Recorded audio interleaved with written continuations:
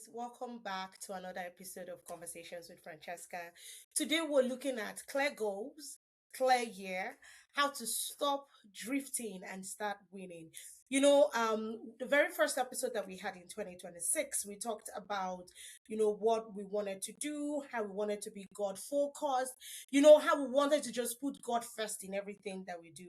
And here we are in February. I just thought that it was necessary to have some of these conversations and just talk about how we can have clear goals, have a clear year, rather than drifting and just having something everywhere and thinking, oh, this is what I want to do, that is what I want to do. How can we just start? Putting things into actual place. It's February, it's still a new year, but honestly, if we're looking at it, some of us already feel overwhelmed, right? We are looking at it and saying, oh my God, where do I even start from? You're looking at yourself and you're telling yourself that I haven't even done half of what I wanted to do.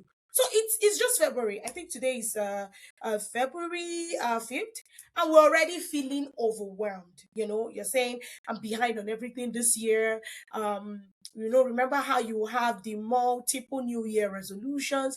Remember how you would say, oh, this year I want to do XYZ. Oh, here you are. You're already in February and you're feeling, well, everything I said I was going to do in January, I didn't do it anyway. So what's the probability that I'm even going to do them in this new year? Well, if you've said that to yourself, then this video is for you. If you've thought about throwing in the towel in February, then this video is for you. It's time for you to just make up your mind and say, okay, this is exactly what I want to do. I just don't want to stop. I just want to keep going. I don't just want to throw in the towel and lose faith in myself. It's time that you actually focus on what you can actually do for yourself. So this year, what we need is actually clarity. We don't need more motivation. You don't need to hear, oh, this is what you need to do or how you need to do XYZ in 2026. 2026 is that year where you get clarity. Okay? 2026 is that year where you put things down, put it clearly in writing and say, this is actually what I want to do. Honestly, unclear goals basically equals wasted energy. So you don't want to have unclear goals in 2026. Okay? I was sharing with a friend and, she was saying, Francesca, let's look at this year in perspective. If somebody was to tell us or ask us, to describe our goal for 2026, what would our response be? And I said, that's a very fantastic question. It's something that I'm going to throw out there to my audience on my next episode, that if somebody was to approach you, if somebody was to approach you and say, hey, how would you describe your goal in one sentence? What would that be? What would it be? And it's speaking to myself as well, because have been asked that question. What would my response be? And rather than say, oh, I want to be better, I want to do this, I want to do that, and XYZ, make it robust. Do you understand what I'm saying? So don't just go about and say, oh, this is what I want to do, and make it completely vague. You want to have clarity in this 2026. You want to make sure that what you want to do, you can actually put a pin to it and say, this is actually what I'm doing. So let's take a quick look back at 2025. What actually drained you? What energized you? How would you feel about unfinished goal? Sometimes we look at ourselves and we say, oh yes, I didn't get this done, I didn't get that done, so there's no point in putting out something that I really want to do. But that's not the point. The point is taking a look back at what you did good and what you didn't do very well.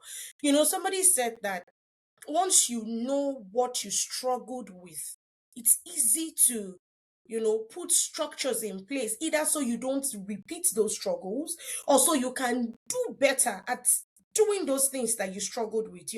Put structures in place. You want to have something that can help you. You want to have something that can help you stay on point, stay focused. So if I were to ask you what drained you in 2025, what would you say? If I were to ask you what energized you in 2025, what would you say? If I were to ask you How do you feel when you start a project and you don't finish it? What do you actually feel? And honestly, there's no shame. There's no shame in unfinished goals.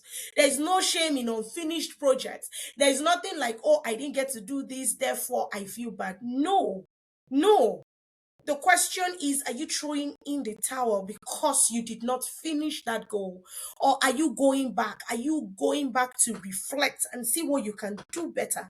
Are you going back to re strategize and put things in proper perspective and know exactly what you want to be doing? You know, just so you know, reflection creates better goals than pressure. And I know that sounds cliche, but it's true. When you reflect back at what you wanted to do, you discover that you're able to articulate a better goal than what you did prior.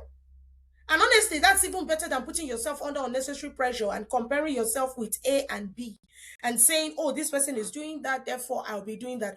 One of the things that there's this friend of mine, and I can always pressure her sometimes and tell her that, oh, you're not doing this in terms of, putting kids in multiple activities and all that. And you know what she always tells me? Francesca, I'm not going to I'm not going to be running around though. I'm only going to do what I can do, what I can manage given this season of my life. And honestly, the more I think about that response, the more I can't but say how appropriate that is. You should not let what others are doing put you under pressure to want to do the same. The truth is, we are all at different seasons in our lives, right? We are all going through different things. So the fact that Mr. A is chasing this line of work and you are chasing that line of work, and perhaps because you're chasing that particular line of work, everything is not aligning. You know how we say that everything is not aligning, everything is not joining, it's not looking like what it should look like. Doesn't mean that you should switch to A, you know, except except you have clarity that you would fare well in A. So in this 2026, you must tell yourself that I am going to avoid pressure. I'm not going to put myself under unnecessary pressure to do what someone else feel is appropriate or what someone else think I should be doing. Okay? Don't do that to yourself. Don't do that to yourself. Get to the point where you can make progress. Get to the point where your progress is actually measurable. So you're putting structures in place and you're looking at, okay, this is what I said I was going to do last year. Okay, I'm going to push it over to this year. Check, check, check. This is how I have done in the first month of 2026. Check, check, check. This is what I should be doing in the other months of 2026. That's what you want to talk about. That's what you want to actually focus on. So let's talk about why most goals fail. Let's talk about why most goals fails. One of the things that I've learned, and one of the reasons why people get a bit overwhelmed, is because you have too many goals. Um, you're looking at yourself and you say, "Oh, this year I want to accomplish like 15 different goals." That's a lot. Remember that you have 12 months in a year. To become a master at one specific thing takes a while. There's a bit of learning that you need to do. There's a bit of unlearning that you need to do. So when you have too many goals, they can crowd your mind. And then you'll be confused at exactly what you should be doing. So you want to constrain yourself and put yourself in check.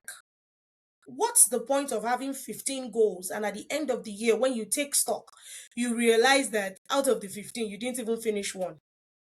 Just have 15 goals. There's this adage that my mom used to say, God bless her soul. She would say there are too many legs but none of them is actually working. She usually says it in Igbo, like too many legs but none is working. Like you have many things, you have your hands in many different things, but really, there's no one that you can say that you're doing specifically well. You know, another thing that makes people struggle, or that thing that makes, your goal to fail, is the fact that your goals are too vague. And I'll give you an example. So, my friend and I were talking, and we said, okay, what is it that we want to do better in 2026? And I said, oh, I want to be a better mom. And she was like, what does that even mean? or you say, I want to do better. And just like, I don't get it. What does it mean? That is vague. So I want to be a better mom. What aspect of motherhood, or what aspect of being a better mother to your children do you want to specifically work on? Is it that part of showing up for them, being more present? Do you want to be more available for them?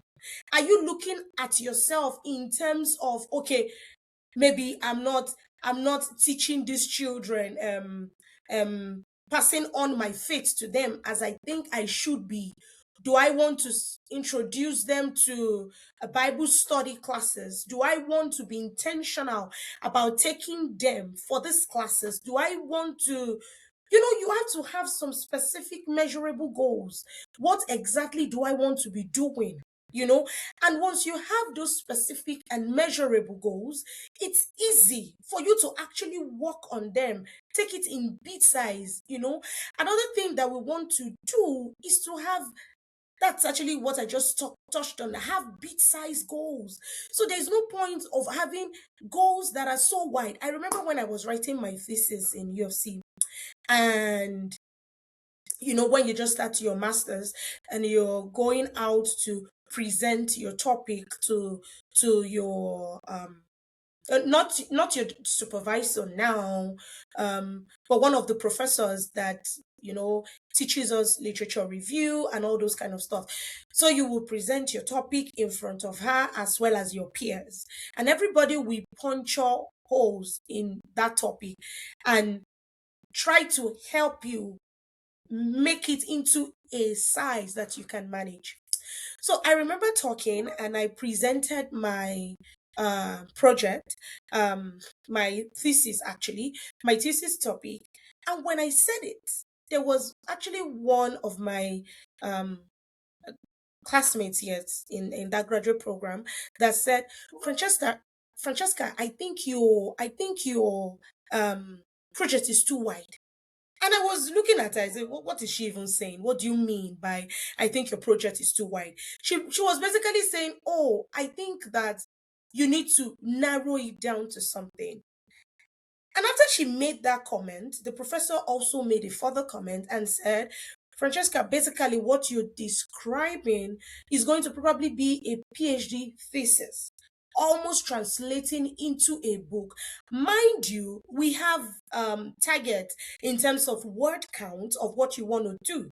So when your topic is so wide, then what he's saying is that you are doing something that you can't even finish. And when they said that, I was like, okay, it got me thinking. And then I went back, put some things in place and made my topic a little bit narrow so that it could be manageable. And that's exactly what I'm trying to tell us to do. So you want to put your goals in bit size, something that is manageable, not in sizes that you cannot manage, not in sizes that when people ask you what you're doing, you even struggle to want to tell them. So when you say, I want to do better, what aspect of your life is struggling that you want to be better at? Oh, I want to improve my spirituality. How? This is what I want to start to do to get my spirituality better. So you want to make sure that you're not having vague and unclear goals. Okay. You also want to make sure that you're not having goals that do not match your current season at life. Okay. And when I talk about current season, if you're currently having kids, your kids are toddlers, you don't have teenagers, you don't have young adults in your home, you're still navigating that season where your children are in diapers, they're in preschool and all that. You know that there are some things that you can't do because you need that time. Okay. As far as there's really no stability in terms of you can say, oh, this is exactly what I will be doing now and then. Do you get what I'm trying to say? So, in terms of stability, you're not there yet because you have toddlers, you have preschoolers. So, you're still navigating diapers, you're still navigating potty training, you're still navigating teaching them to wash their hands. In fact, even kids that are kids, older kids, My son will say when I remind him to wash his hands, and he will be like, okay, mommy, I know. But the truth is they don't remember. So you still have to keep reminding them that, oh, this is what you need to do.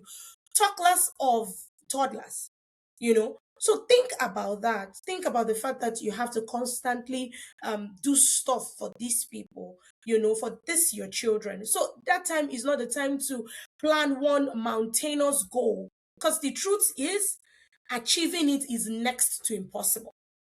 So you have a lot of things going on. So you'll be struggling between being here and being there. And at the end of the day, you don't want to have that guilt and saying, oh, I thought I was going to be able to do this and I wasn't. Oh, I feel guilty, or that and that and that. What's the cost of unclear goals? That's the next thing that I'll talk about, the cost of unclear goals. So one of the things that I've identified, so when I was putting this topic together, I thought of the cost of unclear goals, burnout, comparison, constantly restarting. So you are constantly tired, you're burnt out because you're trying to do a lot of things that are unclear. Having your hands in too many things. Like I said, my mom would say too many legs, but none of them is working. You just have a lot of things that you throw out there that you want to do, but actually you're not doing any of them. Then you start to compare yourselves with maybe your peers, your friends that are doing extraordinarily well. They're doing amazing things. You start to look at yourself, oh, maybe I'm not doing enough. Maybe I need to restart. Maybe I need to do that and do that. Having unclear goals also will force you to constantly restart. So you never finish something. You are halfway and you suddenly discover that, oh no, this is not where I want to go. I just want to start again. So that's something that you constantly need to think about. So let's talk about how you can make your goals clear. I know I've touched on it a bit. I know I've talked about trying not to be vague. I've talked about putting them in bit sizes. I've talked about picking a certain aspect and working on that aspect. So your goals should make you feel excited. Like when you talk about the goals that you have, you should be excited about it. But when you talk about your goals and rather than being excited, you feel exhausted. It's almost as if, oh my God, how did I get into this? Then you need to have a rethink. I always remember this scripture, Habakkuk chapter 2, that talks about writing the vision, making it plain so that those that see it may run. You want to have that scripture on your wall somewhere. You want to make sure that your vision is clear. Make it clear. Make it clear. Make it clear. Don't make it random. Make it clear. Don't make it ambiguous. Make it something that you can just pinpoint and say, this is what I want to do, and then you can run with it. Okay? Just make sure. So, how do you want to be focused and have these clear goals to run with? One of the things that I itemized is choosing your priorities. So you want to choose your priorities. There's no point having 15 goals and not being able to even achieve one of them or completing one of them. So pick 3 to 5 goals. I would say pick three. Honestly, I would say three appears to be more manageable, but by all means, there are some extraordinary human beings that might be watching this video or listening to this podcast. By all means, stretch yourself, whatever you can manage, and you know yourself. I've always talked about you knowing yourself and not putting yourself under any external pressure. So if there's any pressure that you should be contending with, it is yourself. Somebody told me that the best version you should aspire to be is a better version of yourself, not a better version of someone else.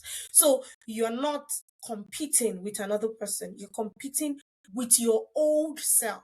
Okay, you want to get yourself to that point where you are better than what you were in 2025. And that's why this is very important, because the year is just starting. So it's important that we put some things in proper check. Okay, so pick 3 to 5 goals. You can't do it all. Jack of all trades, master of none, or is it master at none? How they say it. I remember having a conversation with my very close friend earlier this year, and I was telling her about, oh, something that I want to do. I'm thinking of doing this, I'm thinking of doing that, I'm thinking of doing that. And then she said, hey, Hey, madam, you're going to be burnt out. Oh, how can you be thinking of doing all these many things at the same time? And then I said, no, now, if Jesus can do extraordinary things, Jesus in me can do this and that. And she said, Nguanu, okay, I hear you. Jack of all trades, master of none, no, She said that, and it really got me thinking. And I'm like, it's actually true. When Bible says Peter was sent to the Jews and Paul was sent to the Gentiles, there's a reason. He could have said, okay, Peter, preach to both the Jews and the Gentiles, but he separated it, right? He gave everybody their assignment, and there's a reason for that, so that there is focus and there is progress, and you can measure your outcomes. Okay, you can measure what exactly you're doing and how well you're doing it. Okay, so prioritize your goals. Make sure you're prioritizing your goals across your priorities. When I say priorities, you're putting down some things that are very important to you that you want to improve yourself in. For me, I narrowed it down to my faith, family, my health, work, and relationships. And for me, my faith is very important. So I am prioritizing my work with God in this 2026. So I'm putting structures in place. What aspect of my work with God am I going to be improving on consistently? I want to pray more. I want to study more. I want to be present in meetings. I want to be in church and actually be present. So in terms of family, what am I prioritizing? Family time. I want to be available for my family. I want to drop my phone and be available. I remember there was one episode that we talked about in 2025 where we talked about screen time and its impact on our family, even on children. We talked about screen time. So I want to be intentional this year in terms of family. I want to make sure that my phone is put down. So sometimes, this is a disclaimer, when you call me and I'm not picking, know that it's probably family time and I'm prioritizing it. Okay. I also want to prioritize my health. So, um I had a conversation with my doctor and she was like, oh, Francesca, you are a bit much more than the weight that you should be. So this is where you should be averaging. And then we talked about exercising. I had that conversation with my husband and she was like, you're not even exercising, or you need to do more. And I have started. So now I'm doing 30 minutes of workout before I start my day, and I'm being intentional about it. I am doing it. So I'm prioritizing my health. I'm trying also to eat better. For the first time yesterday, I used what is it called? Granite oil. After frying what did I use it to fry? I think I used it to fry fish, and then I used it to fry plantain a couple of times.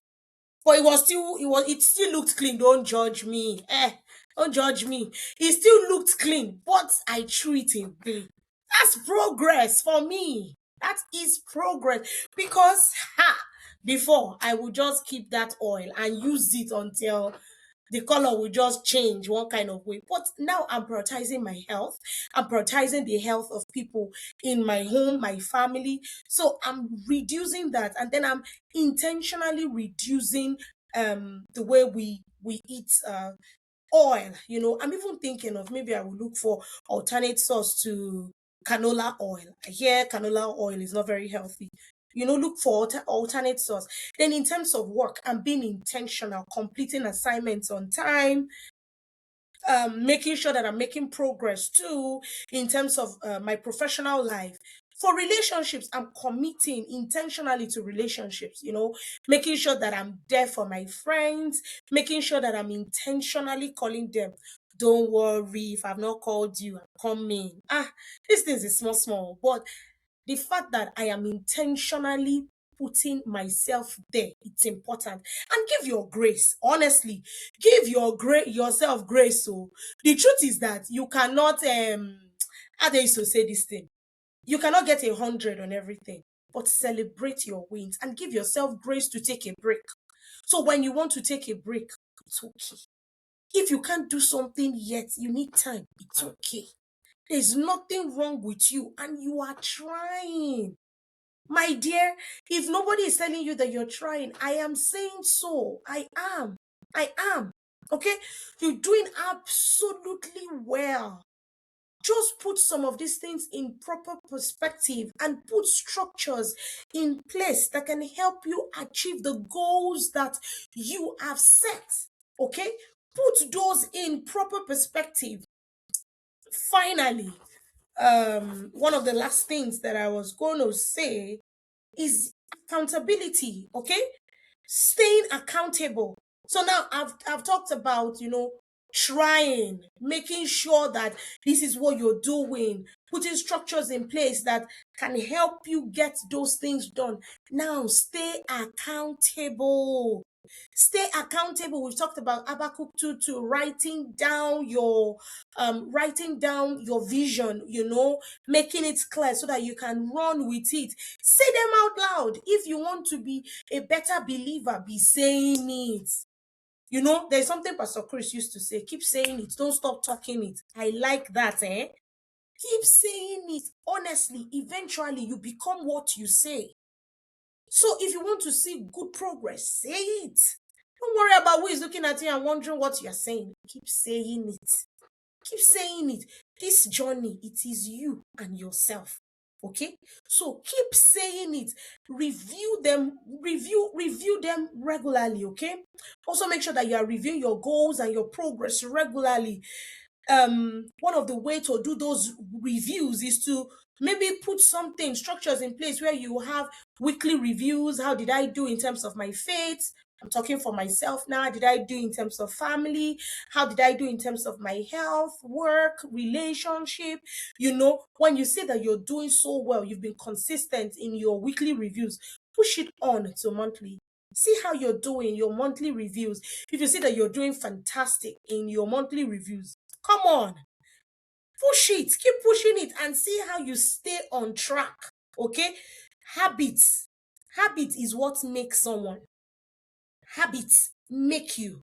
So if you can consistently train yourself to do something for a stretch, a week, 2 weeks, 3 weeks, you become grounded in those things.